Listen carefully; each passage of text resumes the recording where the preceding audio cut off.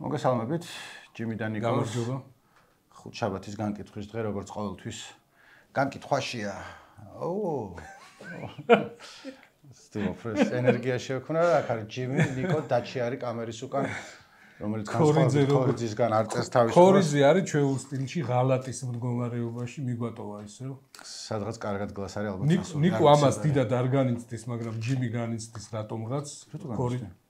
ბიჭო, გუნდის წევრია, გაიგე და როდესაც ესე იგი გუნდი არ არის სრულად გუნდის უმცროსი წევრი. ნაცნობრო ხორიძის როლი მიუჩქმალა. აქვს ხორიძეს თავის ფუნქცია და როლი და მის ხმას რო შემოდის ის როგორ მისტიური მასტივით. ხო, მისტიური მასტი სად იყო? რაღაც გადაცემაში იყო, ნინო შენ ხარ? ხო, რაღაც შოუში იყო, კი, მისტიური მასტი. ხო, რაღაც ხმა და დავალებას იძლეოდა თუ რა კითხვას იძლეოდა. მოდი დაწერეთ კომენტარებში, ვინ იყო მისტიური მასტი, იმიტომ რომ პირველივე წუთებიდან თქვით რაღაცა ისეთი, რაც არ გვახსოვდა რა. სპორტს უყურებ? ჯიმი არის ხოლმე ჩვენურში, ანუ ვინც უყურებთ გადასვლების ექსპერტი, ანუ როგორც მწერალი, პოეტი, საბას ლაურეატი შეუძლია რომ როგორც აი ესე ქსოვენ ხოლმე ხალიჩას ესე გააკეთოს და უცებ თავიდან ვერ ხვდები რა ხდება დაში და მე უცებ სურათი გამოისახება შენზე. მე არა, მე ვარ არ ხისტი განახავს თუ არა. მაიმუნი აჭედებს იმას ლურს მასონთ ადამიანის სახით ზის და ესე ურტყამს თქო არ აჭედებს ესე არის და ხო. მეორე მაიმუნი რო იყოს სადღაც რაღაც ნომინაცია გადასვლების მე იქ ვერ მოხვდებოდი. ხო, არა მაქვს მაგის პრეტენზია.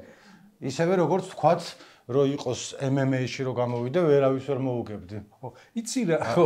ეს უკვე ხო რაღაცას გავდა, ვსწავლობ, შენგან ვსწავლობ, ჯიმი. ხო. MMA-ში მივაღწიეთ გამარჯვებას. ანუ მე არ მიმიღწევი არც ჯიმის, მაგრამ ხო, მერაბ მანქანა დვალიშვილმა. ხო, იცი რა. მანქანას ვეძახით ქართულად თუ machine. არ ვიცი მერაბ დვალიშვილს და მერაბიკო. რომელმაც დაამარცხა უმარ ნურმაგომედოვი, რომელზეც მანამდე მე მაგაში ვერ ყვევი საერთოდ, მაგრამ აქ ხალხი არის მოყვარული ხალხი, ვინც სულ ლაპარაკობდა, რომ აი მაგას ვერ მოუგებს. ანუ ის იყო ფავორიტი. იცი რა არის ესე ხელოვნურად იყო ფავორიტი, გაბერილი იყო მისი ფავორიტობა, მე ვფიქრობ, უსამართლოდ. და აი ნერვების მომშლელათაც და შეურაც მყოფელადაც კი. აი ის მე არ თამაშობ აბ ტოტალიტარიზმი კი არა, რა ქვია, ტოტალიზატორზე, ტოტოზე, ხო, მაგრამ აი იქ ესეთი ფსონი, ანუ ის კოეფიციენტი ქონდა მაღალი, ჩემპიონის ესეთი ისიც აი ჩემპიონისთვის შეურაც ყოფლადაც მაღალი ისა, რომ ანუ ალბათობა იმის რომ ეს მერაბი წააგებდა, აი ამ ბუკმეკერებს ქონდათ მაღალი და თლიანად ამ იმას სამყაროს აი ამ UFC-ს და ამ ჩხუბების სამყაროში რატომღაც აი ესე იყო გაბერილი რომ ის იყო ფავორიტი, ახალგაზრდა იყო, რა ვიცი ის მწვრთნელი ყავს ის დიდი მისი ბიძაშვილი არის ის ჰაბიბი და ნუ რაღაცნაირად ესე იყო წარმოჩენილი რომ აი სენსაცია იქნებოდა, შეიძლება ალბათ სენსაცია არა, მაგრამ სენსაცია იქნებოდა თუ ის ვერ გახდებოდა ჩემპიონი და ის ხელს რო უწევენ და აცხადებენ საჯების გადაწყვეტილება ძალიან კურიოზული და სასაცილო და სახალისო მომენტი იყო, როდესაც ის კამრით არის გამოსული პრეზიდენტი ამ იმის ორგანიზაციის და იქვე დგას ეს ჰაბიბ ნურმაგომედოვი, წვრთნელი და ბიძაშვილი ამ იმის მერაბ დვალიშვილის მოწინააღმდეგის და უაცხადებს ამ იმას ამ საჯმაის გადაწყვეტილება ამდენი ქულით, იმდენი ქულით და ამ კამრისკენ წაიწია და უცბად მერაბ დვალიშვილი გამოაცხადა და აი ესე უხერხულად ხელს რო არ ჩამოგართმევენ და ესე რო გააკეთებ, რაღაც ესეთი მოძრაობები გააკეთა.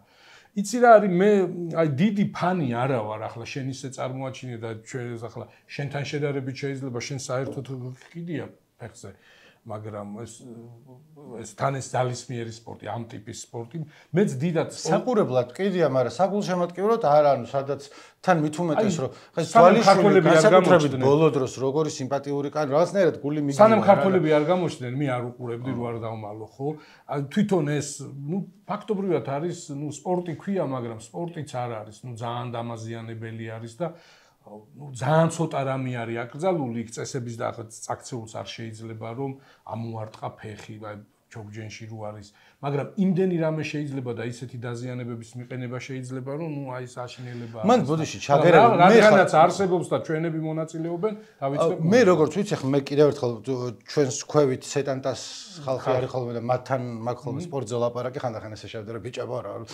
საიტზე ვნახულობ სპორტულ სიახლეებს რა სალაპარაკო მქონდეს და იფიქრონ რომ მეც რამე ვიცი და მათთანაც რომ მქონდა ეგ დაზიანებების მხრივ ლაპარაკი ისინი ამბობდნენ რომ არ არის რომ თვათ ეგრე ვთქვათ ფეხბურთი შეიძლება უფრო ტრავმატული სპორტი იყოს ვიდრე MMA ამერიკული ფეხბურთი უფრო ტრავმატული იყოს იმიტომ რომ ნუ ყველა სპორტში შეიძლება რომ ტრავმა დაგემართოს და ეს არაფერზე უარესი არ არის მაგ კუთხითო რაც იმათ თქოს მეც იმას ვიმეორებ მაგრამ ვენდობი იმ ხალხს იმიტომ რომ იციან კი ხო იცი ახლა სტატისტიკა არ მინახავს ეგ ესეთი რაღაცა არის რომ ყველას ფრენის ეშინია მაგრამ ავტოკატასტროფაში ბევრად მეტი ადამიანი იხოცება ვიდრე ავიაკატასტროფებში მაგრამ ნიკო აი სპორტი ორთაბრძოლა სადაც შეიძლება ეს სახეში ჩაარტყა ან მუხლის სახეში ამოარტყა ნუ რანაირად შეიძლება ახლა არ იყოს არატრამული. ანუ რატო გეკამათებია ხა, მაგრამ რაც კამათის ხასიათზე მოვიდა. სტატისტიკით შეიძლება ფეხებში რო უტყავ. ფეხბურთშიც არის ეგრე მიდიხარ და ვიღაცა მოვა და ნახეთ ძველი ასაკის მხრივ ჯენტილე ჩაგარტყამს წიხს. სუდად ჯენტილე არავის არ ახსოვს ჩემს გარდა. უფროს არა, პატარებმა არიციან ვინ არის. და იქ არც ელოდები მაგას, იმიტომ რომ ეს ახლა გოლი გავიტანო და ამ დროს ვიღაც მოფრინავს წიხლით და შეიძლება რომ ვეღარ ადგე ვეღარაც დროს და იქ იმას ელოდები. უყურე ოღონდ ის რაც იქ აკრძალული არის და წითელ ბარათს იმსახურებს, აქ ტაშ დაგიკრავენ მაგაზე. ხო და ამიტომ იქ არ ელოდები ამას დაკელოდები. კი. ხო, ისე ჯენტილი 82 წელს იყო იტალიის ნაკრების მცველი იყო და ძალიან ეგეთი ძლიერი ფიზიკურად და ცოტა უხეშიც. საერთოდ მაგ დროს ყველაფრის გაკეთე შეიძლებოდა ფეხი მოგეჭრა და მოწინააღმდეგის შორტის უკანა ჯგეში ჩაგედო და შეიძლება ყვითელი არც მოეცა საათს. რო გასაგებია რომ ისე. ხო, არ ვიცი, აი ყვითელს რაზე აძლევდნენ. აი ნუ ჩვეულებრივ დავალებას იღებდა მცველი რომ მოწინააღმდეგის თავდასხმელი გამოიყვანე მდგომარეობიდან და მიდიოდა ჩარტყმები აი რო იხსენებენ ძველები აი გუცაევი და ჩივაძე და ისინი რო იხსენებენ თმები ყალზე დაგიდგება რებს აკეთებდნენ ნელი ეთქვა და ორი გვამი მინდა და დადიოდი წიხლებს ურტყამდი კოჭებში სანამ არ გახონდებოდა ხარება რომელსაც არავინ იცნობდა ჯერ დადიოდა იქ დაძრწოდა ხო, აქ რო დაუბრუნდეთ ამ იმას, მაგრამ ჩვენ ამბობდი რომ არ უყურებდი ამ სპორტს, ვიდრე ქართველები არ გამოჩნდნენ, იმიტომ რომ რაღაცა. მე ჩვენმა სანდრო საპანაძე მომცა თავისი სენტანტას ისინი პაროლები რაღაცები და როდესაც ჩვენები ჩხუბობენ ხოლმე ეხლა ანგარიში არ გავუთიშო. 1000-ში ერთხელ წელიწადში რამდენჯერ ხდება? 2-ჯერ, 3-ჯერ და უყურებ ხოლმე. ჩვენმა სანდრომ აბონენტის ნომრით 25-73-43 და შეიძლება სხვასაც მისცა ვინმე. და ესეთი ამბავი იყო. ხო, ძალიან ნეგატიური ფონი ქონდა პიარი ეს მერაბ მისა ამ დვალიშვილს და ნუ ესეთი აი თვითონაც მე სამადლობელ სიტყვაში ამბობს იქ რინგზევე რომ მთელი სამყარო ჩემს წინააღმდეგი იყო და ჩემი ნებისყოფით შრომის უნარიანობით და იმით გამძლეობითო მე დავამტკიცეო რომ ისევ მე ვარ ჩემპიონიო და მართლაც ახლა იმის რუსებს აქვს თვითონ ეს რომ ჩხუბის მერე მუშტებს აღარ იქნებენო ახლა მაგას აკეთებენ ის დამარცხებული მხარე აკეთებს მაგას რომ აი ეს არ იყო ესეთი სუფთა მარცხი არ იყო და სადაო იყო და რაღაც უკეთეს ვიმსავ ჩვენ გავიმარჯვეთ და მე თურმე თითი დაუზიანებია თითი მოუტეხავს იმას და ნუ მოკლედ ახლა იძახიან რომ ნუ ესეთი აშკარა უპირატესობა არ ქონდაო მაგრამ ეს შეიძლება ითქვას პირველ ორ რაუნდზე, სადაც მართლაც ესე იგი არ იყო მერაბის უპირატესობით ეს ორი რაუნდი არ წარმართულა, მაგრამ მესამე რაუნდიდან აი თავდაყირად ადგა ყველაფერი, ეს ჩვენი ახალგაზრდა ბრძოლის უნარიანი, ეგეთი კარგი მწვრთნელით და იმით სამწვრთნელო შტაბით აღჭურვილი, უცბად დაიღალა, არაქათი გამოეცალა და აი პირი ვეღარ დახურა ფაქტობრივად, ხო? ხელებს ვეღარ წევდა, ვერ სუნთქავდა. აი მე ვამბობ და მე მეოთხეში ძალიან გაუჭირდა და საერთოდ ესე იგი ეს სამი რაუნდი ცალკარში იყო, ფეხბურთს რო დაუბრუნდ, ცალკარში იყო თამაში და აი მერაბ დვალიშვილს რო უფრო უკეთესი კრივი ქონოდა, აი თოფურიას რო აქ, ხო?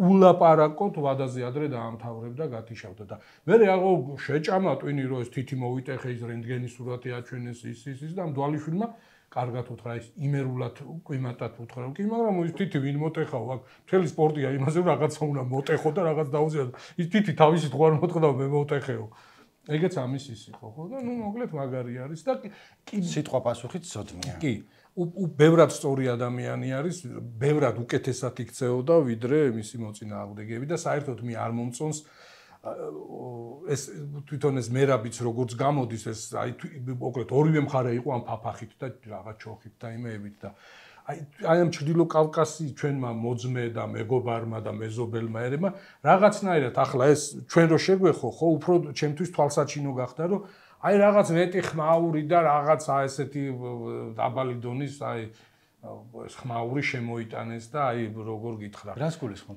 აი ეს გაწევ-გამოწევა და რაღაც ბრალდებები და ეს ჯერ ხო ყველას გადაახდა არც ეკუთვნოდა სიტყვაზე ხო ეს ჩემპიონის ქამრისთვის ბრძოლა იმიტომ რომ არ ქონდა დამტკიცებული ახლა მერაბმა რომ ჩემპიონის ქამრისთვის დაიწყო ბრძოლა ისეთ ყოფილ ჩემპიონებს მოუგო და ბევრი გადაბმული ის ქონდა და ამას მაგდენი არ უბრძოლია აი ეს წვრთნელი და ნათესავი რო ყავს ხო ის არის ძალიან ავტორიტეტი როგორც ჩანს კიდე სხვალობებიც არის და აი რაღაც აი ესეთი ის და დაბალი დონის პაექრობები შემოვიდა აი სიტყვიერი რაც არანაირ ღირსებას არ მატებს არც იმათ არც ამათ და აი პალაჟენიას აფუჭებს ნიკო რაღაცნაირად ეს აი ცუდი საყურებელია მე ვიცი რომ შეიძლება კრივიდან შემოვიდა იმიტომ იქ არის ხოლმე რაღაც სპექტაკლის ნაწილია უფრო დონე რაღაცა რომ იქ აი როგორც ის იმაებში რო არის აი რაღაც მაფიოზი იქ რაღაც კავბოი რაღაც აი ახლა რაღაც ის აქ ყავ დენავაიტი ხო დენავაიტი რომელიც სულ მეგონა პირველად და მეორეჯერ და მესამეჯერ სახელი რო გავიგე მეთქი რა უცნაურია ქალი არის MMA-ის თავი კაცი თქო თუ თავი ქალი თუ რაც ქვია და მე რო შევხედე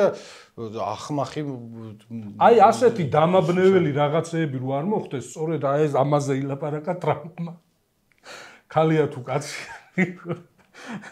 ამაზე ილაპარაკა თავის პირველი არა გადასვლის შანსი იყო არა გადასვლის შანსი კარგი იყო და გამოიყენე მაგრამ ჯერ სპორტი ამოვწუროთ და მე გადავიდეთ კი ბატონო ხო კვარაცხელია კი ქართველი ფეხბურთელი ხო აა პესოჟეში ნაპოლის ყოფილი მოთამაშე კი არა პარი სენ-ჟერმენში გადავიდა კი ძალიან ის არის დიდი 20 მილიონი გადაიხადეს მასში რამდენი გადაიხადეს 70 მე მგონი 70 რამდენი 70 და ეს თან რა არის დროზე რო გაიყიდათ მეტ სიხდიდნენ მეტი იქონდა ფასი ძირითადში ჩააყენებენ ახლა ვიცი რა არის ახლა ის მასეთ გუნდში რო გადადიხარ აი ნიკო ხო მასეთ გუნდში რო გადადიხარ ყოველდღიური, ყოველწამიერი ბრძოლა გიწევს მაგ იმაში შემადგენლობაში მოხვედრის.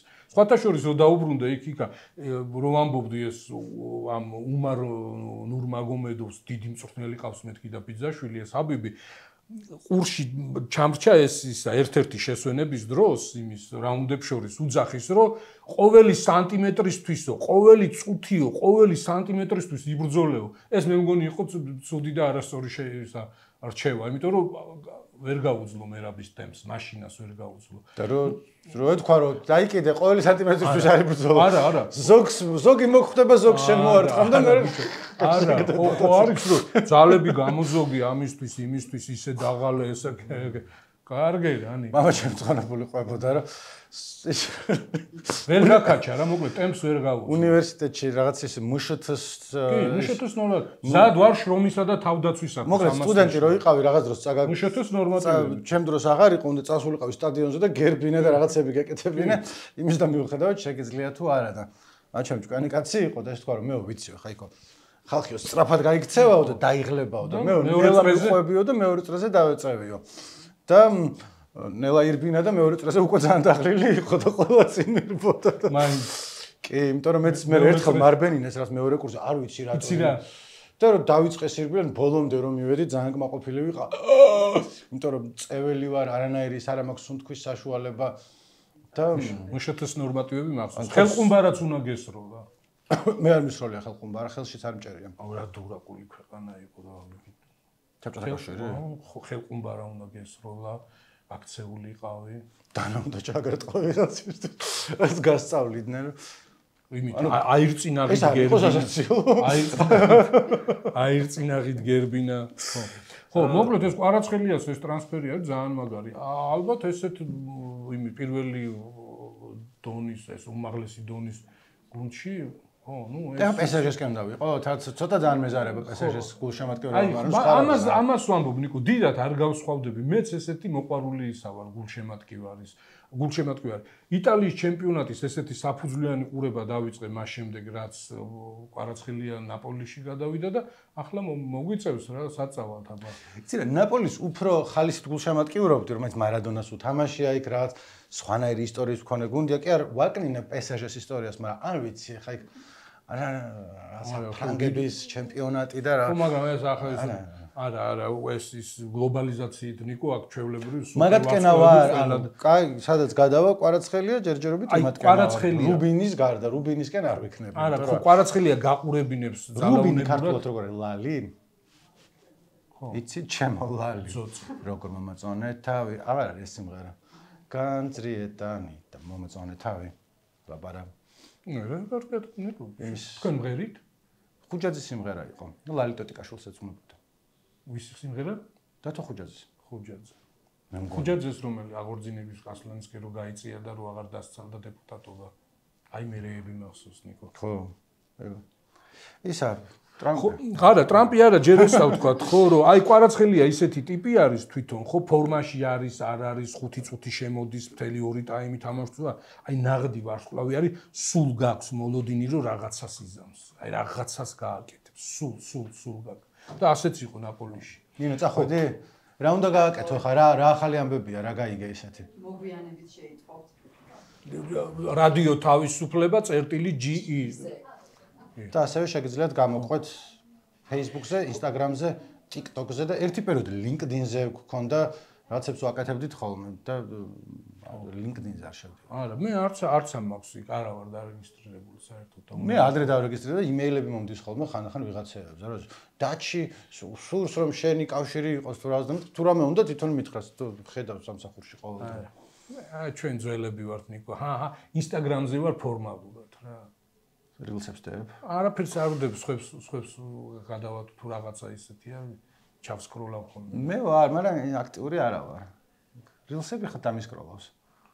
ნუ Facebook-ზე, მაგრამ რაღაცნაირად მანდაც ისა мотивация ნელ-ნელა ისეთი აღარ არის საერთოდ. ადრე ბევრს მაიმუნავდი. ადრე ვერ წარმომედგენა, რომ Facebook-ი არა აქვს ვიღაცას და ეხლა მესენჯერი საჭირო რაღაც მიწერმოწერო და აი 1-2 დღე არ შევსულ ვარ და არ მიფიქრია რომ აი მე რა დამაკლდა. ხო, მოკლედ აქ რო ამოვწუროთ, ხო, ცოტა პატარა დრამები ახლა ნიკო რომ მოდიოდა იქ ის იტალიელებმა ეს ემოციური ის დადგეს, უკმაყოფილო იყო ნაწილი ძალიან. რითი? რომ მიატოვა გუნდი და წავიდა და მიატოვა და დაუძახეს და გადავიდა ხა. ხო, თან ხوار ქონა დაწერილი. ხო, ნუ მაინც ეთყობა რომ ის ახლა თვითონ ახლა ფანი რო ხარ და ფიქრობ რომ ეს გუნდი გუნდზე მეტია, ფეხბურთზე მეტია და იქ ხელფასს და ჰონორარს ფული არ არის მთავარი და რაღაც ესეთები ილაპარაკეს. ხო და რისი თქმა მინდა, ხო? ნუ არ ვიცი თვითონ იტალიელი არ არის იქ არ დაბადებულა და ასე შემდეგ, ხო? ფეხბურთელი არის, პროფესიონალია, კარიერა იქ განვითარება, ჩემპიონი გახადა. აი ყველაზე დიდი წილი ამ ჩემპიონობაში ალბათ კვარაცხელიამ და ნუ ოსიმენმა დაიგო და ნუ წამოვიდა და თვითონ გულის ამაჩუყებელი კარგი ეს ვიდეო გზავნილი დატოვა, სადაც ეს თავის ბავშვთან ერთად ტექსტიც ბევრია, ვიზუალიც ბევრი არის და მოკლედ დაემშვიდობა და წესიერად კაცურად ადამიანურად დაემშვიდობა, მადლობაც უთხრა. არ იყო ცუდი მისთვის ნაპოლი, პირიქით გადასარევი. ყველაფერს თავი დავანებოთ, ჯერ სოფლიომ ნაპოლიდან გაიცნო და მერე ისა, ნუ შედეგიანი იყო, ხო, მისმა ძალისხმევამ გამოიღო შედეგი. ახლა წარმოიდგინე, რომ რაც არ უნდა მაგარი იყო, რაც არ უნდა ბევრი გოლი გაიტანა და ბევრი ეკნა, ვერ გამხდარიყვნენ ჩემპიონები, ვერ გასულიყვნენ ჩემპიონთა ლიგაზე. მაინც ჩათვლიდა, რომ ნუ კი, ხო, ახლა ეს რაღაც დამინახეს რაღაც, მაგრამ ნუ აინც ისეთი იყო რა, არ იყო ნაყოფიერი და ხოლო პატარა ამბავია, გინდაც იმ CV-ში, რომ აი იტალიის ჩემპიონია, ბომბარდირია, ამ თვეების საუკეთესო თამაშია და ის მოკლედ კარგად ითამაშა და კარგათაც დაემშვიდობა და იმედია ახლა იქ საფრანგეთში უფრო დიდ მასშტაბზე და დიდ არენაზე უფრო მეტად გამოიჩენს. ესე უკეთეს გუნდად ითვლება ნაპოლიზე? რას ლაპარაკობ რა კითხვა ნიკო, ახლა ისე კითხულობ რომ აი ვიღაც აინშტაინი და ვიღაც სკოლის ხო, მაგრამ ეს შენ ხავი იტალიის ჩემპიონები გახდნენ და იტალიის ჩემპიონატი ხო ჯობია საფრანგეთის ჩემპიონატს. ხარისხით. ხო, ალბათ, მაგრამ არა, ნუ ეს დიდი გუნდია და მოკლედ აქედან იმ ჩემპიონთა ლიგაში თამაშის თვალსაზრისით და გამოჩენის თვალსაზრისით, თავის გამოჩენის თვალსაზრისით, ბევრად დიდი ასპარეზი არის რა. ხო, აი სხვა დიდი გუნდები რაც რავი, აი ხო ის Manchester City, მაგრამ მაშინდელი Manchester City ესეთი დიდი არისო.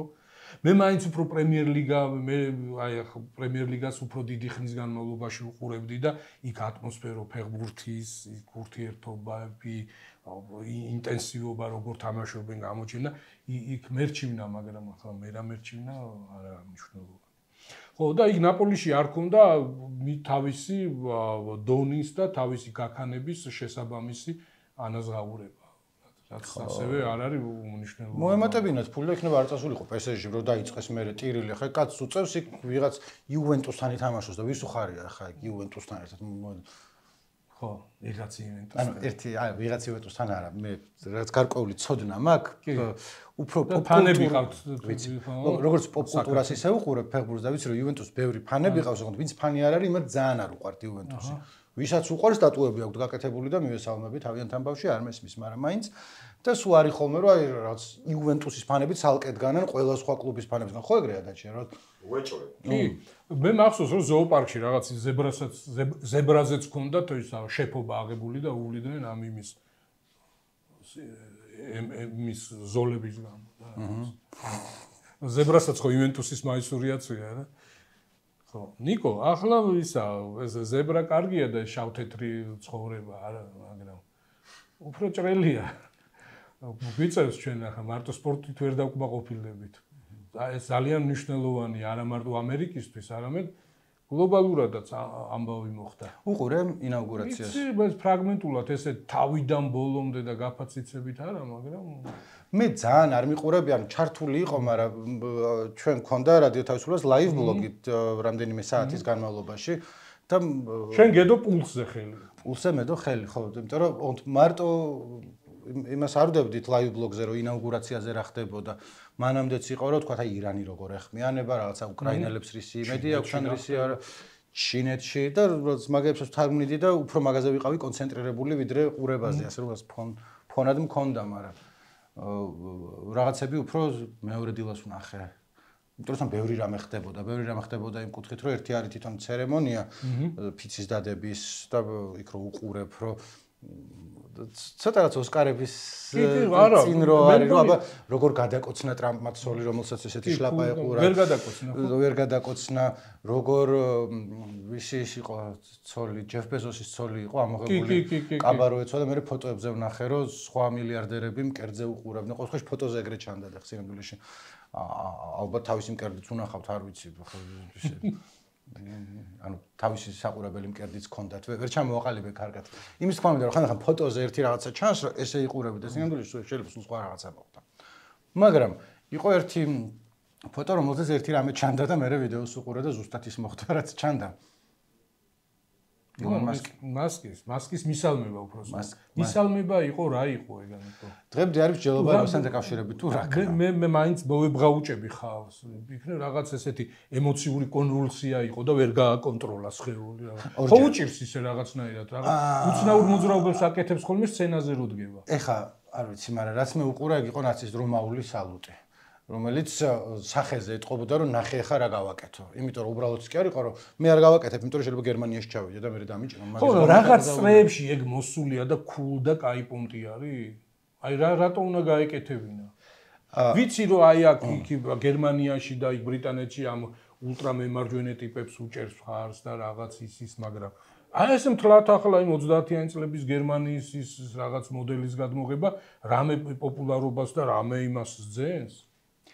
კინა გრძელი პასუხი გავცა მაგაზე თუ დამეზარდა. ჯერ მოკლე და მერე გრძელი. მოკლე არის რომ პირველ რიგში რომ ცხადია რომ მე მასკს კარგად ვიცნობ, მასთან არაერთხელ ვაპარაკია და ზუსტად ვიცი გულში რა უდევს. მაგის გათვალისწინებით არ ამგონია რომ ეს იყო მისი შინაგანი იმის ჰიტლერის სიყვარულის გამოხატულება ან რაღაცა ნაცისტური იდეოლოგიის. ისიც მაგის ფონი ისიც არის რომ ყოფილი ტვიტერი და ახლა X-ი რომელიც მასკმა იყიდა ის ამბობდა რომ ჩემთვის არის მთავარი სიტყვის აბსოლუტური თავისუფლებაა, მაგრამ როგორც ბევრი კრიტიკოსი ამბობს, მის პირობებში სიტყვის აბსოლუტური თავისუფლება ნიშნავს, რომ თუ ულტრამემარჯვენე ან მემარჯვენე იდეოლოგიას აკრიტიკებ კი არა, აწვევი, ასე ვთქვათ, მაშინ შენთვის სიტყვის თავისუფლებაა და სხვების უფრო იზღუდება. მათ შორის ვიღაც ტიპის, რომელმაც გეიმ სტრიმერია, იცი ეგ მასკის სკანდალი, ეხა იყო ერთი კვირის წინ. მას კი არის ორ კომპიუტერულ თამაში მსოფლიოში ერთ-ერთი ტოპ 10-ში თუ 20-ში შედის. Path of Exile 2 და Diablo 4. ისევ თამაშები. და შემდეგ live stream-ი გააკეთა, სადაც აჩვენებდა როგორ თამაშობდა და ტიპებმა თქვეს რომ ესო ამას არ უთამაშია ეს თამაში. ანუ მისი სახელით ვიღაცა თამაშობს სავარაუდოდ. აი ახლა ეგ ვიფიქრე მე. იმიტომ რომ მე სხვები ხსნიდნენ. ეგ ვიფიქრე როგორ შეიძლება ამდენი დრო კონდეს? იმის დღეღამეში 24 საათია რანაირად? ხო, მაგდენი დრო ვერ ექნება, რომ მაგ თამაშს ფიზიკურად ბევრი რაღაცა ჭირდება რომ გააკეთო. მე არ მითამაშია ეს Path of Exile 2, მაგრამ ბევრ ვიდეოს უყურე მაგასთან დაკავშირებით. და თქვა პირველ და მეორე ადგილზე ვინც არიან, სტრიმერები არიან ეგენიც. ეგენ მთელ დღე არაფერს არ აკეთებენ სხვა, ანუ დღეში 12-13 საათი შეიძლება ის ითამაშო. და ამან როცა ითამაშა live-ში იქ ჩანდა რომ რაღაც ელემენტარული რამეები არის და დაქირავებული და ოღონდ მე როდესაც ეს გაუბაზრდა ანუ ერთ-ერთმა იუტუბერმა ჩაწერა ძალიან დამაჯერებელი ვიდეო სადაც ეს ყველაფერი ფაქტებით და ლოგიკით იყო გამყარებული დაივიწყა სიტყვის თავისუფლება და ტიპს ლურჯი წკაპი გაუუქმა ეგრევე ტვიტერზე რაც იმას ნიშნავს რომ სხვა ვეღარავინ ვეღარ ნახავს იმას და ანუ ნერვები მოეშალა და ეგრანაირი სიტყვის თავისუფლება მაგრამ რომ მოვუბრუნდეთ იმ საკითხს ილონ მასკს კარგად არ ვიცნობ, რაც მოგატყუეთ ის, ანუ ისე სულში არა ვარ ჩამძვრალი, როგორც თავიდან შეიძლება გეგონოთ, მაგრამ ბევრ მსგავს ადამიანს ვიცნობდი ინტერნეტში, იმიტომ რომ ინტერნეტში დიდი დრო გამიტარებია და ერთ-ერთი ინტერნეტის სალახანა ხარ? ინტერნეტის სალახანა ვარ და არის ეგეთი საიტი, ეხაც არის, მაგრამ ადრე განსაკუთრებულად პოპულარული იყო 4chan-ი ერქვა. არის ფორუმი, ინტერნეტ ფორუმი, სადაც დიდების დროს თვეში 20 მილიონი კაცი შედიოდა ხოლმე.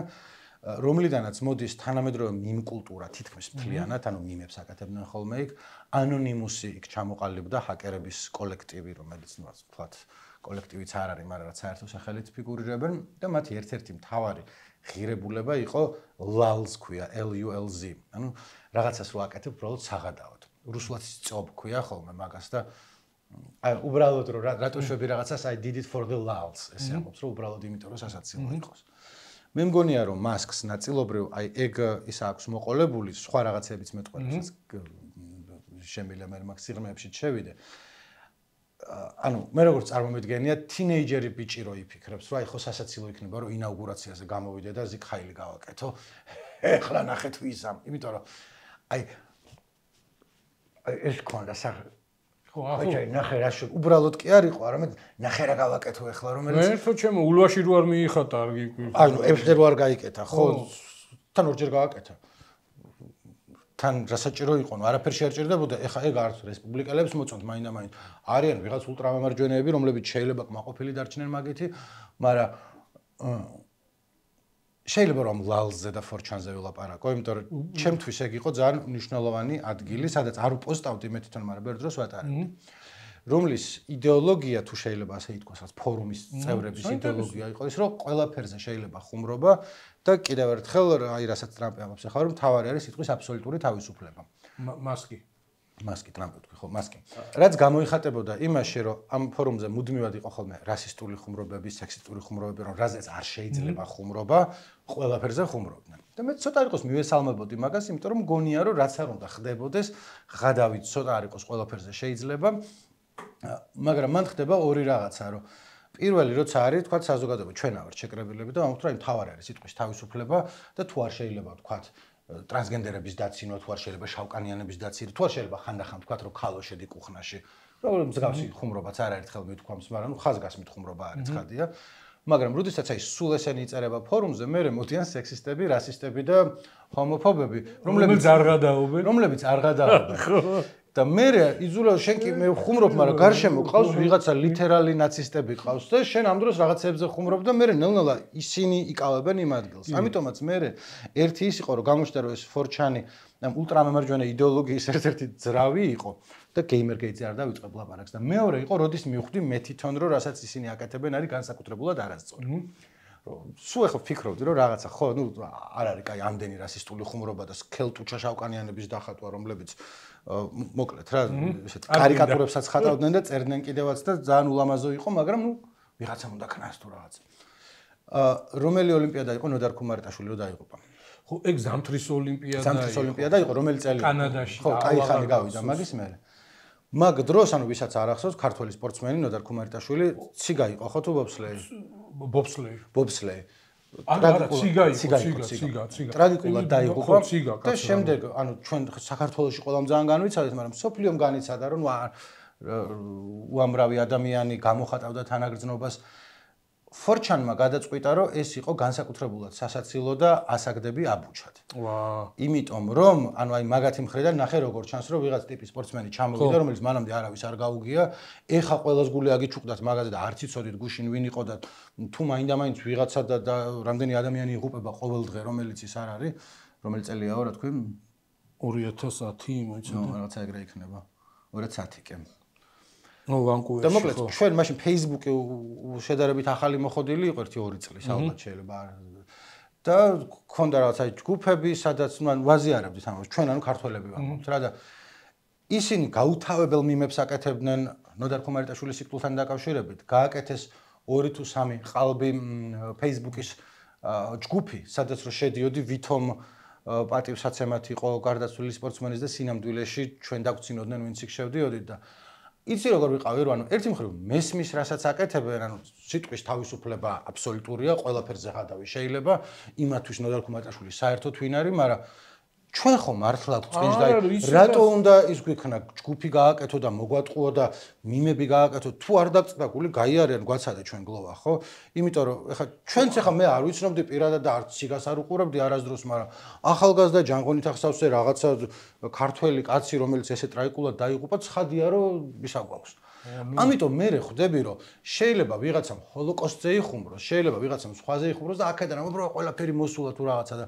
ცოტა შეხედე რა იქნება იმას წინს მაგ დროს იყო წინზე არ არის რაღაც არა ადამიანი ანუ ვინც მაგაზე ხუმრობს ცოტა უფრო ის არის თორე მე მეწყინება თუ არ მეწყინება ეს სხვა ამბავია და ანუ მაგაზეც არის რა იმიტომ რომ შეიძლება რაღაც შავი ხუმრობა თქვა რომელიც არავის არ ეწყინა და ყველა გაიცინე იმიტომ რომ ვერას ლაპარაკობს რაღაცა ეგეთი ის არის მაგრამ ეს ინტერნეტის საშუალებას იძლევა რომ ყველა მნახოს ეს შენი ხუმრობა ხო ამბობენ რომ ჩამოხრჩობილი სახში თოკზე არ ლაპარაკობენ ანუ შეიძლება ვიღაც ჩამოხრჩობილზე იხუმრო მაგრამ იმის ოჯახში რომ ხუმრობ არა ხო და დავამთავრებ ანუ მოკლედ ეგ ართულებს მე ვითარებას რომ ხო სიტყვის თავისუფლება მაგრამ რაღაცებს რომ გინდა თუ არა მე ჩემი სათქმელი უნდა თქვა და აი იმ კონკრეტულ იმ ადამიანზე ვიცინო აქეთ მხრიდან რომ უყურებ ცოტა არა ადამიანობა გამოდის რომ რა გინდა ანუ წაწარი რა ისქენი რამე სხვა ამერიკაში არა გაქვს სახუმარი არაფერი ჩვენ ბიჭზე როა ის არ აქნა და მაგის მერე მივხვდი რომ სხვა რაღაცეები რასაც იქ უყურებდი და შეიძლება ცოტა ჩემთვის სასაცილო ყოფილიყო ანუ საწყენზე უფრო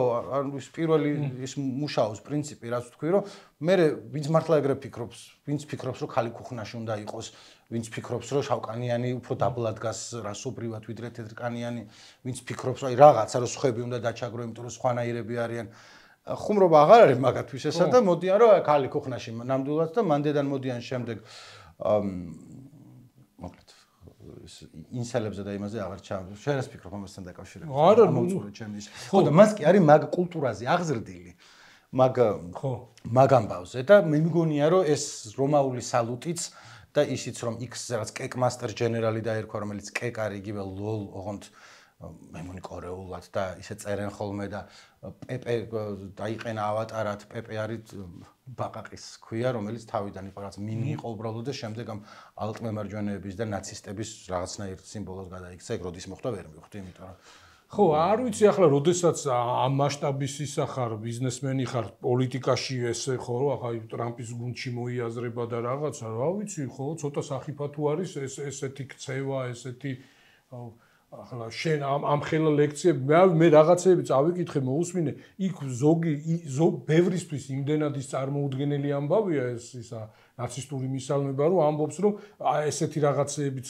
წავიკითხე რომ არ არის გამოსული მისთვის დისკომფორტია საჯარო სივრცეში გამოჩენა სცენაზე დგომა რაღაცა და ნუ რაღაცა აი მართლა ესეთი უკონტროლო მოძრაობები აკეთა რა გაეკეთებია არ იცოდა ან ემოციისგან ვერ აკონტროლებდა და რაღაცა და ბევრი არ თulis რომ ეს იყო ეს ნაცისტური მისალმება თუმცა არ ვიცი ხო ანუ ხო კიდევ ერთხელ მაგაზე არ მილაპარაკია кайხანი აღარ მინახავს დაკავებული იყო წინა საარჩევნო ამბობთან დაკავშირებით მაგრამ მე ვერ წარმოვიდგინე სხვა რა იყო ანუ ტიპმა აი ესე გამოიხედა ნახე ახლა რა გავაკეთოთ ხონა და ანუ უხერხულობისგან მეც მიქნია რაღაცები რომ არ ვიცი რა ვქნა და როგორც გამარჯვების ნაცვლად მეტალისტური მას გააკეთებ ან ერთხელ ისა მანქანამ გამატარა და ესე გაუკეთე და მე ვიფიქრე კოცნა რატო გაუგზავნე ვიღაცას, ანუ არც დამინახავს კაცი იყო თუ ქალი, მაგრამ რა მნიშვნელობა აქვს ან კაც რატო უნდა გაუგზავნო ან ქალს, მაგრამ ნუ უხერხულობით ხელის აწევის პონჩი გავაკეთე. ჩავთვალე თუ ეგეთი იყო. და უცებ რო ნაცი სალუტი გამეკეთებინა, საიდან მოდიოდა ეგ. ხო, აი ეს რაც შეეხება ეს იმებს, ეს შავ იუმორს და რაღაც, ახლა მე ზოგადად იუმორი მომწონს. ხო, ისეთი პრეტენზია მაქვს, რომ რაღაც იუმორის გრძნობაც მაქვს, ჩემ თავზე ხუმრობაც შემიძლია. აი ზღვარიც ისეთი დიდი მაქვს, რომ ანუ ბევრი სუფლება შეიძლება მივცე, მაგრამ ნუ ვცნობ, რომ რაღაც ხაზები არის და რაღაცის გადაკვეთა რო არ შეიძლება, ნუ ეს გასაგებია. და ის რომ სიტყვაზე ვიღაცას ჰოლოკოსტ შეუძლია იხუმროს, ხო? ან ვიღაცა შეუძლია აი მონობაზე იხუმროს, ხო? ან და ასეთ რთულ თემებზე იხუმროს. ჯერ ერთი ცოტა რაღაც დისტანცია უნდა იყოს, აი რაღაც ისტორიული მოვლენის ის უნდა კონდეს უკვე რაღაც სტატუსი და არ უნდა იყოს აი დღევანდელი და ვიღაც პირადი კონკრეტული ადამიანის, რომელსაც არ აქვს არანაირი თმენის ვალდებულება და იმანე შენი ხუმრობაა და იხუმრე თუ არ იხუმრე და სიტყვის თავისუფლება იყო თქვა და ამაზე რომ შეუძლია არც იფიქროს და არც აქვს ვალდებულება და ნუ რაღაც დისტანცია თუ არის ისტორიული მოვლენაზე, საშინელზე თუნდაც, ხო ახლა ნაპოლეონზე და ჰიტლერზე და სტალინზე უამრავი ანეკდოტი არსებობს, სადაც ხან ის არის მაგარ ტიპათაა გამოყვანილი რაღაც სასაცილოდ ან სვერპლია სასაცილოდ ან რაღაცა ესეთი, მაგრამ ნუ ხო გეუბნები აქ დისტანციაა და რაღაც მაინც უკვე ისტორიულ მოვლენაზე და ისტორიულ ფაქტზე ხუმრობან რაღაცნაირად თამამ ინტერპრეტაციას უკეთებ და აი როდესაც ეს ახალი რაღაცა არის მომხდარი და ეს პროცესი არ არის დასრულებული, დაზარალებულები ყავს, გაუბედურებული ხალხი არის, მეხსიერებაში ეს ცოცხალია და რაღაცა, ნუ ძნელია რომ ეს ახლა ესეთი მათ გემოვნებიან ხუმრობათ აღიქვა ხშირ შემთხვევაში, ხო? თან აი ვინ აკეთებს მაგასაც ხო გააჩნია რა ხანაც თქო ჰოლოკოსტის ულაპარაკეთ. ახლა თან მით უმეტეს შეიძლება არც ხუმრობს, ხო? შეიძლება არც ხუმრობს. თქვათ შეიძლება რომ ვიღაცა მიც ღაზაში ცხოვრობს, იხუმროს წარეთ თავის ვითარებაზე იქა.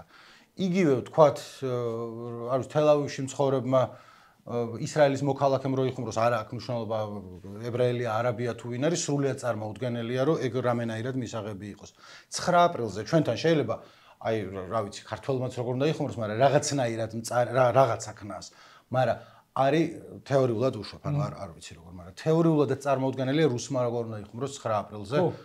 ჩვენ შეიძლება რუს თენდაფერებზე რატო ეშლებათ ხოლმე აქ ნერვები, რომ რაც ახლა საქართველოზე თვითონ ან ქართველების ხასიათზე თვითონ ქართველები უხუმრობთ ხოლმე, ეგრე არავინ არ ხუმრობთ, ხო? ანუ რა უამრავი ანეკდოტი გვაქვს ჩვენ თავზე და შეგვიძლია რომ ოჰ ეს ქართველები როგორები ვართ, კარგად ულაპარაკოთ, მაგრამ რუსი რო ჩამოდის აქ და ოჰ ეს ქართველები როგორები ხართ, ეგრევე აბა ახლა თუ შეიძლება კარგია. შენ თავზე ან შენი ჯგუფზე ხუმრობის ზღვარი ბევრად უფრო სიღრმეშია გადაწეული. აუ, გამახსენდა ახლა ზუსტად ვერ ვიხსენებ რა სიტუაცია იყო, სემუელ ელ ჯექსონი რაღაც პრესკონფერენცია იყო, რაღაც გადამღები ჯგუფის ტიპები ისხდნენ თუ რაღაცა და იქ ხუმრობდა რაღაც, მოკლედ ხუმრობდა ამ იმაზე, შავკანიანი რაღაც ისის და წამყვანი რომელიც თეთრკანიანი იყო, აყვა ამ ხუმრობაში და უცბად დაუძაბა და რა დაემართა ამ ტიპს და მე უცბად გაუცინა რომ გეხომხება.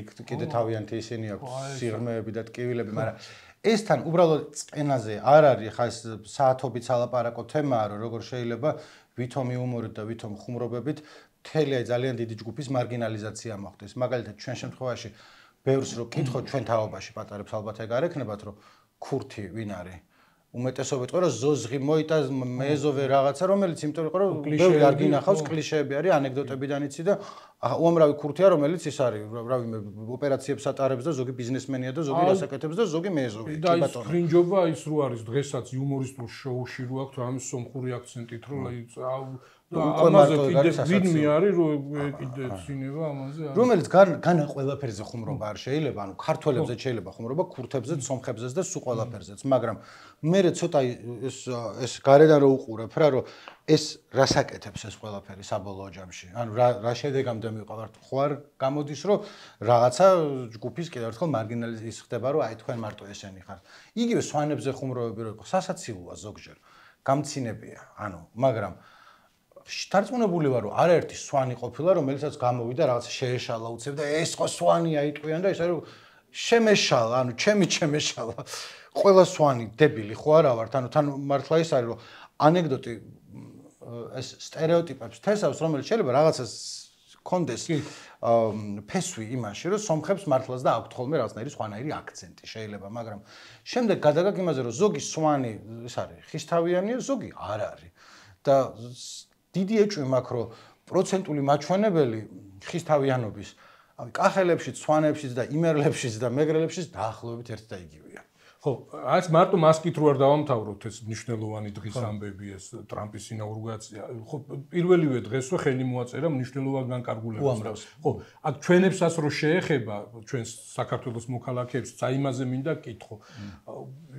ემიგრაცია დაპირება იყო, რომ ამ არალეგალურ ემიგრაციასთან ბრძოლა და იქ თვითონ ეს მექსიკის საზღვრის კონტროლი და ის რაღაცი ბარიერი მშენებლობა იქით იყოს. აი იქ დაბადებით რო ეძლევათ მოქალაქეობა რაღაც იმაზეც კი იწევს, რომელიც კონსტიტუციის მე-14 შესწორება თუ რაღაც, ანუ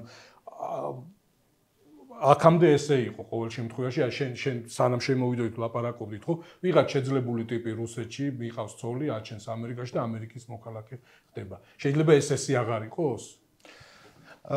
ეს ხო თან ესეთი ის არის, ჩემი ექსპერტიზა ამ ხრივ შემოიფარგლება იმით, რომ გუშინ სტატია ვთარგმნებ ჩვენების გაკეთებული ტოდ პრინსის, რომელიც კარგი სტატია იყო, ჩვენთან დევს საიტზე ქვია დაბადებული ამერიკაში, ავტორი არის ტოდ პრინსი.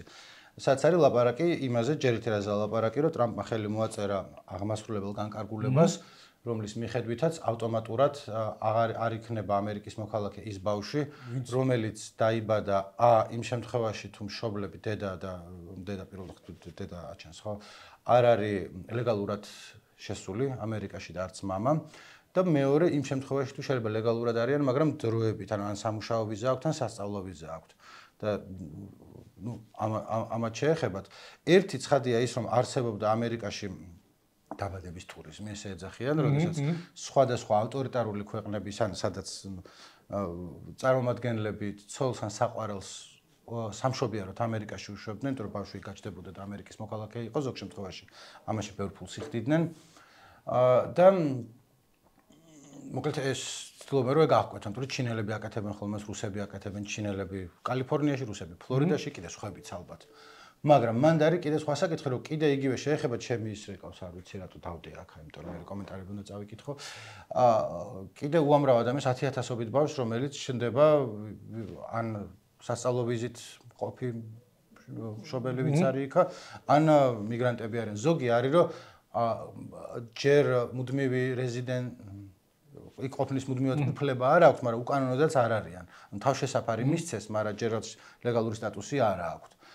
რომელიც ახლა ცხადია, რომ ჩვენ ექსპერტიზას ძალიან ღრმად ცდება ამერიკის კონსტიტუციის შესწავლა, მე-14 შესწორება, რომელიც შენ ახსენე, თავიდან როგორც ამ სტატიიდან გავიად მივიღიათ მონობასთან დაკავშირებით, რომ მაშინ თქვათ, რომ ყველა შავკანიანი, ვინც გაჩნდება ამერიკაში, მონების თავმომავალი არის ამერიკის მოქალაქე. იმიტომ რომ მანამდე ცოტა არ იყოს ეჭქვაში ყო ეს და ეხლა რა მოხდება, რომ ერთია რომ პრეზიდენტი ხელს მოაწერს ამ აღმასრულებელ განკარგულებას, რომელსაც მაშინვე გაასაჩივრებენ 10-15-20 ბევრი საჩივარი შევა სასამართლოში, ზოგი იქნება შტატის დონეზე, ზოგი შემდეგ გადაწყდება ფედერალურ დონეზე და საბოლოო ჯამში ამ საქმეს ალბათ განიხილავს უზენაესი სასამართლო, იმიტომ რომ ტრამპი ამის წინააღმდეგ წინა ვადით დროსაც გამოდიოდა, მაგრამ უშუალოდ ნაბიჯი არ გადაუდგამს, იმიტომ რომ ამას სასამართლო ბრძოლა მოყვება. და ერთადერთი რაც მე წავიკითხე, ანალიტიკოსების კომენტარი იყო ეს, რომ სხვა დროს ალბათ სრულიად წარმოუდგენელი იქნებოდა ის, რომ სასამართლოს ეს დაემტკიცებინა, იმიტომ რომ როგორც ისინი ამბობენ, ძალიან ცალსახად მოდის კონსტიტუციის შესწორებასთან, კიდევ ერთხელ მაგას თავისი ისინი ყავს, მაგრამ ამჯერად ამბობენ, რომ არის უფრო მარჯვნულ გადახრილი უზენაესი სასამართლო. 6-3 არის არა ეს? ხო, რომლებიც ძალიან კონსერვატორები არიან და რომლებიც ხშირ შემთხვევაში იღებენ ძალიან თვითონ შიგნითვე საკამათო გადაწყვეტილებას. ანუ ადრე იყო ხოლმე ესე, რომ უზენაესი სასამართლო ცდილობდა, რომ ადრე არის 90-იან წლებში, მაგრამ თუ რაღაც 2000 წლის დასაწყისში და მანამდე რომ პარტიულ იმაზე არ ყოფილიყო გაყოფა, რომ ხშირ შემთხვევაში შეიძლება ზოგი მოსამართლე დანარჩენებს არ ეთანხმებოდა, მაგრამ ხმას იმათთან ერთად აძლევდა, რომ გამოჩენილიყო, რომ კანონის უზენაესობა ამერიკაში, ანუ როცა იცი, რომ თქვა 9 ადამიანია იქიდან და რაღაცა 5 დემოკრატი, 4 რესპუბლიკელი, მაგრამ ხმები რა 8-0-ზე და 8-1-ზე დაალაგდა 7-2-ზე.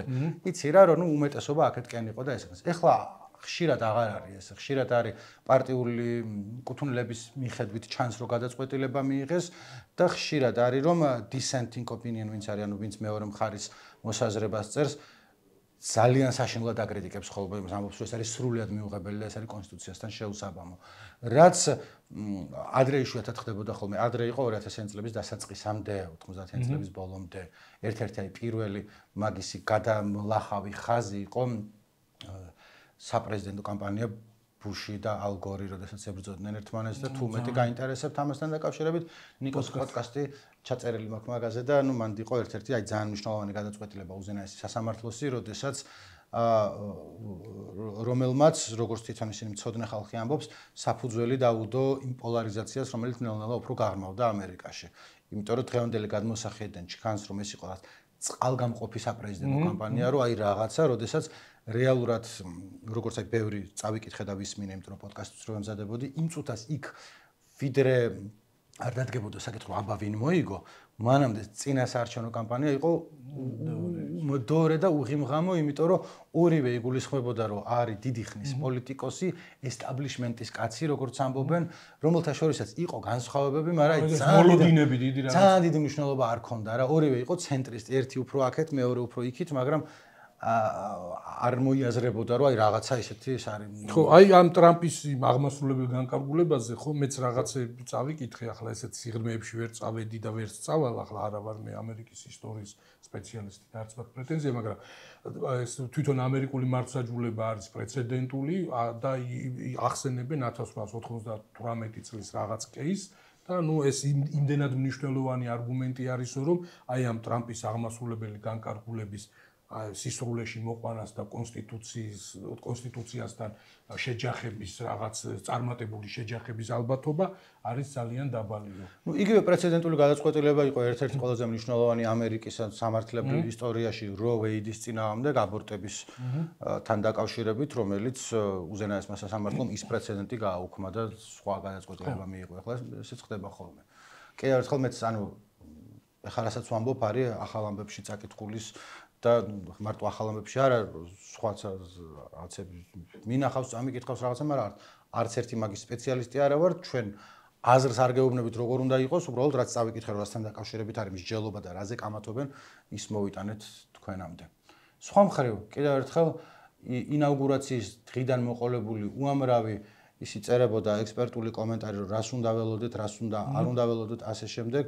და წინა საარჩევნო კამპანიის დროს თქვი და ეხაც გავიმეორებ, რომ უამრავი ექსპერტის აზრი წამიკითხავს, რას უნდა რა მოხდება და პირველი რასაც ყველა ამბობს, რომ არავინ არ იცის, ანუ აი.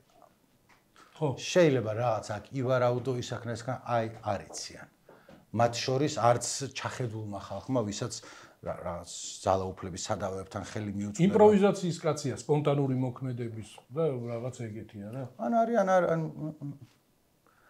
ის რომ ეს რუბიო სახელმწიფო მდივანი ხო? რუბიო საკნა ხო მარკო რუბიო. ხო ამას მიიჩნევენ რომ ანუ აი ესე იგი აი გუნდში ესეთი სტაბილური ტიპები, რესპუბლიკელები, კლასიკური კონსერვატორების ეს ხაზი არის მნიშვნელოვანი და მყარი ესეც ხო?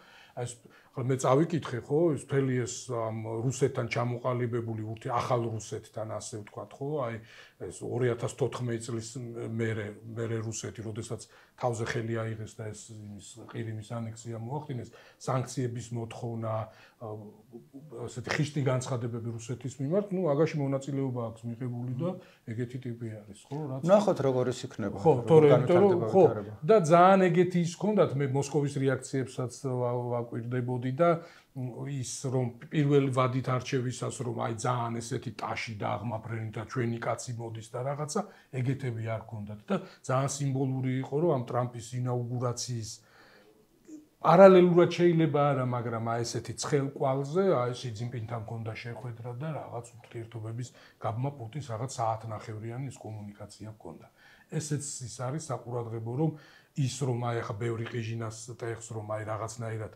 ამ უკრაინის ამ დიდ ომს დაასრულებს უკრაინის საზიანოთ და რაღაც რუსეთის სასარგებლოდ, ხო, ესეც უსაფუძვლო და ძალიან ეგეთია ის არის.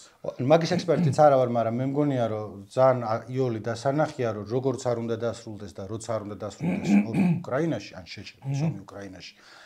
უკრაინაში ომის დასრულებით არაფერი არ სრულდება, იმიტომ რომ შემდეგ ელიან რომ თუ თქვა პუტინმა რაღაცნაირ გამარჯვებას მიაღწია იქა, ეს ფრთებს უშლის სხვა ქვეყნებს და სხვა ლიდერებს, რომ თავიანთი პრეტენზიები განაცხადოს სხვა ტერიტორიებზე, მაგალითად ჩინეთს. თუ პუტინი ცალსახად დამარცხდა იქ, შემდეგ არ დამთავრდება იმით, რომ მომდევნო არჩევნები იქნება რუსეთში და ჩვეულებრივად ისე გაგრძელდება ყველაფერი, როგორც მანამდე იყო, ანუ იქ დამთავრდა წერტილი დაესვა არ არის უკრაინაში ომის შეჩერებით, ზავით, დამთავრებით, არ ვიცი რაც იქნება და როგორც იქნება პოლიტიკური ძვრები ევროპაში და მთელ მსოფლიოში და ის რყევები, რომელიც ამ პუტინის გადაწყვეტილებამ გამოიწვია სრულმასშტაბიანი შეჭრის შესახებ უკრაინაში, მან და ვინც ის კიდე რამდენი ხანს გვექნება ის ბიძგები მაგ მიწისძვრით დაწყებული. მეტაფორულად დავიწყე და ვეღარ გავედი მე. ხო, აი ეს ახლა ამერიკის არჩევნები, ხო, წინა საარჩევნო კამპანიის დროს ის იყო რა, მთელი როგორ დამთავრდება და ვის და სოციოლოგიურ კვლევების შედეგებს რო აცხადებდნენ, იმ პროცენტი მოიმატა, პროცენტი მოაკლდა და აი ახლა ამ კვირას ნიკო არჩევნები არის, რომლის ბედი აი როდიდან არის გადაწყვეტილი ბელარუსში არის არჩევნები, ნიკო მე-7 იყრის კენც ლუკაშენკა. მე-7. პირველად აირჩიეს 94 წელს. მე ადრე მაქვს გაკეთებული. 1994 წელს როგორი იყო სამყარო? როგორი იყო? ერთი წამი ჩამოწია ისევ სათაურს წავიკითხავ, საიდან კითხულობს ჭიმი. როგორი იყო მსოფლიო 1994 წელს, როცა ლუკაშენკა პირველად გახდა პრეზიდენტი? შაშანდელი ის. ხო, მაგრამ ახლა ხო 26 იანვარს არის. ხო, მარტო თვითონ არის ყველა წინა არჩევნებზე ყავდა ნაღდი ოპოზიცია, რომელსაც ხალხი უჭერდა, საზოგადოება უჭერდა მხარს. კი ახერხებდა მოგებას და დაახლოებით ყოველ ჯერზე 80%-მდე იღებდა, მაგრამ ნაღდი ოპოზიცია ყავდა. ნაღდი ის წინა საარჩევნო კამპანიები იყო გამიში, გამოიწია ეგეთი ისი და საპროტესტო აქციებით. 94-ში რომ არჩევნები მოიგო, იქ მეორე ტური დაჭირდა საერთოდ. პირველ ტურში 40 და რაღაცა მიიღო. მეორე ტურში რომ მიიღო მერე 80-მდე. იმის მერე 79, 81 რაღაც და ახლა მთელი ოპოზიცია დაჭერილი ყავს, ან გაქცეული არის. საერთოდ აღარ 4 ტიპი ყავს, რომლებიც წინა გამოსვლებზე 30,000 კაცი იყო დაკავებული, ხო, ის უმეტესობა მოკლედ ხო, აი რამოდენიმე ათეულმა 1000-მა გაიარა ეს სისტემები. ხო, იქ 1000 აი წარმოუდგენელი მასშტაბის რება მილიონზე მეტი, მილიონამდე რამოდენიმე ასეული ათასი ადამიანი წავიდა ქვეყნიდან. ხო და ახლაც ხო და თან როგორ არის იცი ესეთი პრაქტიკა აქვს რომ პოლიტპატიმრების ნაწილი საერთოდ იზოლირებული არის ანუ გარე სამყაროსთან კომუნიკაციის გარეშე არის აი წინა კვირაში რამოდენიმე კვირის წინ გამოქვეყნდა ოპოზიციის ორი ლიდერის პატიმრობაში ყოფის ფოტო და ეს იყო ბოლო წელიწად ნახევარ თუ 2 წლის განმავლობაში პირველი ფოტოები, პირველი გამოჩენა. სად იყვნენ, როგორ იყვნენ, რას აკეთებდნენ, რო არავინ არ იცი. ხო და მოკლედ რომ დაუბრუნო, ხო და 94 წლიდან არის. აი ბრეჟნევი ხო იყო სიმბოლო ანეკდოტების და იმეების, რომ აი ხანგრძლივობის, მართლობის და რაღაცის და ბრეჟნევი იყო 18 წელი საბჭოთა კავშირის მმართველი. 30 წელი აი ეს ახლა ხო და ჯერ არ არის ესეთი მოფამფალებული ახლა ხო წიდან ვარსკვლავებს არ წყვეტს მაგრამ არა იმ ასაკის ყოლობაზე ყოჩაღად არის ხო და თან უკვე ლაპარაკობს რომ აუცილებელი არ არის რომ ესეთი პირდაპირი წესით იყოს არჩევნები და რაღაცა შეიძლება იქცეს სახალხო კრება პარლამენტმა აირჩიოს და რაღაცა და ნუ ფაქტობრივად წინ არაფერი ავდება მოკლედ ეს ველი სრულად აქვს მოშიშვლებული წინააღმდეგობას აღარავინ უწევს ფაქტობრივად და ნუ მართავს იმდენი ხანი, რამდენი ხო, იმედი ქონდათ ცალკეულ უფლებად ამცველებს და ანალიტიკოსებს, რომ რაღაცნაირად მემკვიდრეს მოამზადებდა და რაღაც ძალაუფლების გადაბარებაზე იზრუნებდა, მაგრამ არანაირად არაფერს არ ყავს. ახლა 94-ში რეევი ხდებოდა ნიკო. 94 წელს ევროპაში ეს ბოსნიის ომი არის, ეს ყველაზე დიდი მასშტაბური ახლა ამ უკრაინაში შეჭრამ გადაფარა თორე 100,000-ზე მეტი ადამიანი დაიხოცა და რაღაც ეგეთი ისა, ხო? ხო, აი ეს MMM-ი გახსოვს ის რომ იყო პირამიდა რომ იყო მე ყველგან რო კეთდება. ეს MMM-ის პირამიდა არის რუსული ის იყო, ანუ ეს ბავშვებს არ ახსოვთ, ბავშვებს კი არა, ბევრ უკვე დიდები არიან, ვინც წარმოსწრებია, იყო ესეთი ვითომ ბანკი MMM-ი, სადაც ფულს ჩადებდი და მაღალი პროცენტი დაგიბრუნდებოდა. $100 ჩადებდი, $1000 დაიბრუნდა. რომელიც მთელ ყოფილმა საბჭოთა კავშირმა იცოდნენ, რომ ყველგან მაგისი რეკლამები იყო, MMM нет проблем, ესე ერქვა.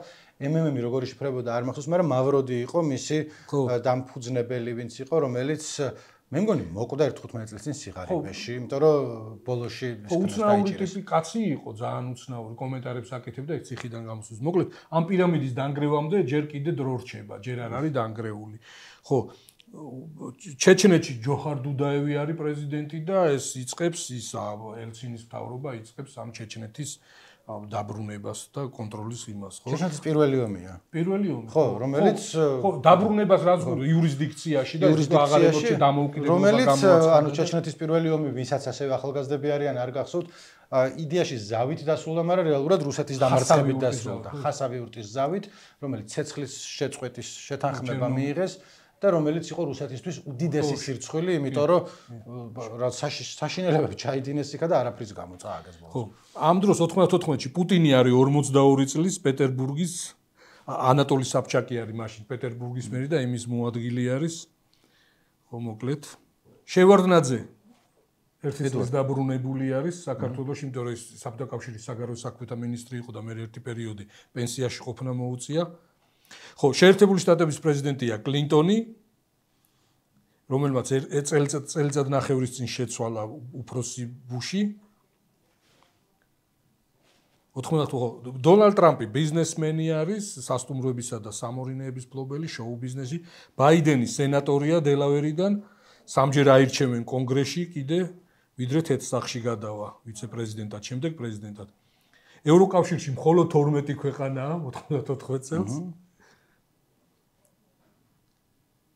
ხო, გერმანიაში, ლატვიაში და ესტონეთში ჯერ კიდევ დგანა საბჭოთა ჯარები, არ გამოუყვანია. მე ჩემი კუთხე 94-ში კობეინი ცოცხალია კიდე თუ. აი, არის კობეინი.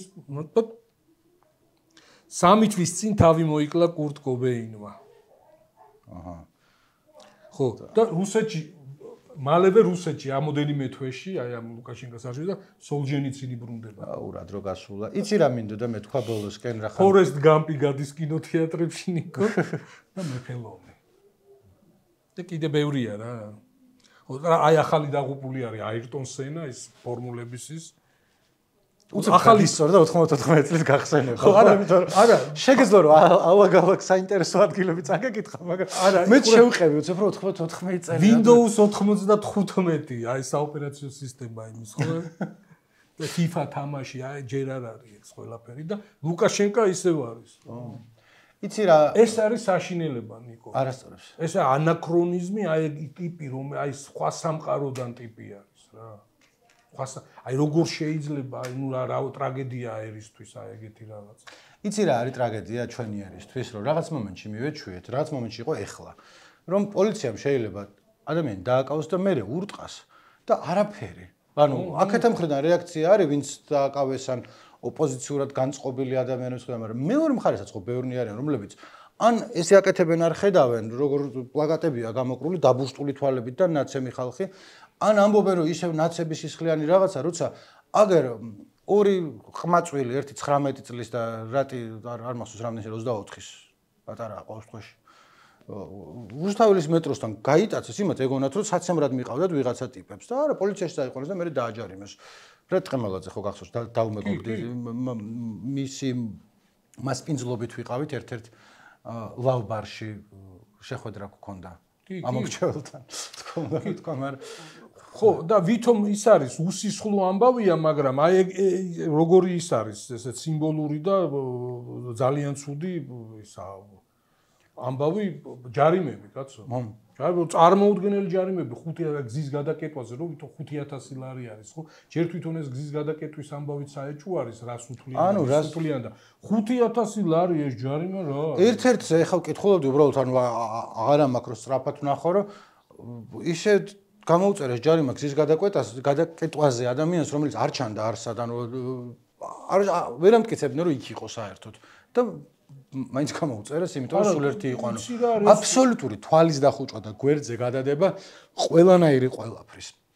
ლაპარაკი იმაზე, რომ ჯერ ერთი რომ დაგიჭერენ, შეიძლება გირტყან, შეიძლება კი არა, ყოველ შემთხვევაში აქციების დროს დაკავებულ და აბსოლუტური უმეტესობა შემდეგ ნაცემი იყო და ზოგი ნაწამები იყო, ანუ ნაცემი არის ერთი-ორჯერ ხო, ამის ნორმალიზება ხდება.